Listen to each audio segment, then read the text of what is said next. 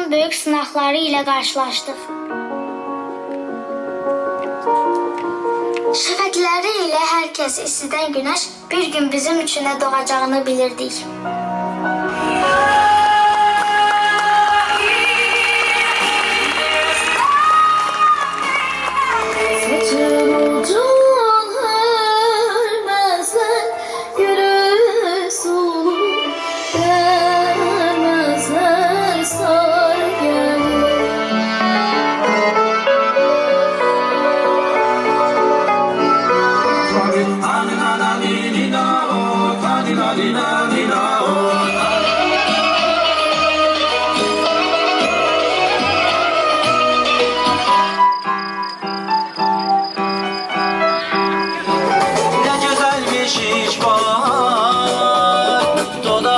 Gülüş var,